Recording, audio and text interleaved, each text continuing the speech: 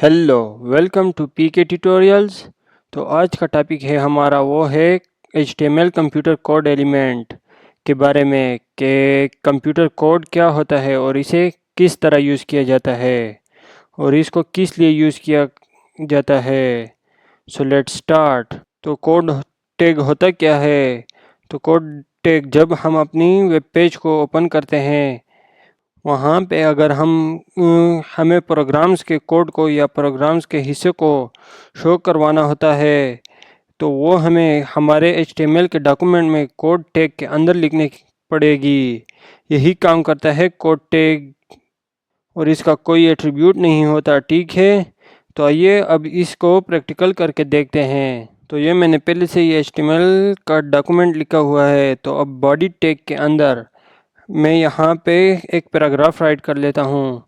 For example मैं एक paragraph का टैग लगा देता हूँ और इसमें कुछ टेक्स्ट राइट कर लेता हूँ। फॉर एग्ज़ाम्पल मैं लिख देता हूँ this is a HTML full form लिख देता हूँ।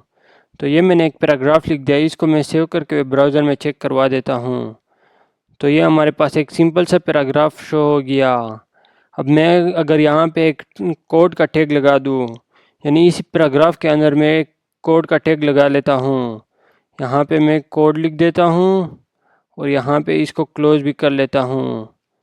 तो ये मैंने एक कोड का टैग लगा दिया और यहाँ पे मैं कुछ टेक्स्ट लिख देता हूँ। फॉर एग्ज़ाम्पल मैं HTML का फुल फॉर्म लिख देता हूँ, हाइपर टेक्स्ट मार्कअप लैंग्वेज लिख देता हूँ। तो ये मैंने hyper text markup language code के अंदर लिख दिया। अब इसको सेव करके मैं आपको चेक करवा देता हूँ। तो यहाँ पे मैं रिफ़्रेश करता हूँ तो ये देखिए, यहाँ पे ये जो हमारा टेक्स्ट था ये नॉर्मल आया है, लेकिन ये जो टेक्स्ट था इसका फ़ॉन्ट हमें कुछ चेंज नज़र आ रहा है। इस फ़ॉन्ट को मोनोस्पेस फ़ॉन्ट कहा जाता है, यानी कि ये मोनोस्पेस फ़ॉन्ट में लिखा हुआ है और इसके हर कैरेक्टर का साइज़ बराबर होता है।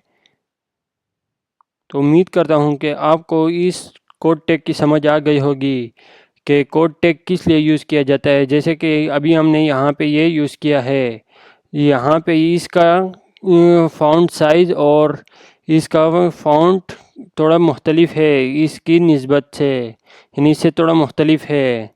आई होप आपको ये लेक्चर अच्छी तरह समझ आ गया होगा और इस कोड टैग के अंदर कोई एट्रीब्यूट नहीं होता। ओके। अगर कंप्लीट लेक्चर से रिलेटेड अगर कोई क्वेश्चन हो आपका तो आप कमेंट करके पूछ सकते हैं या किसी चीज़ की समझ ना आई हो। Thank you guys for watching.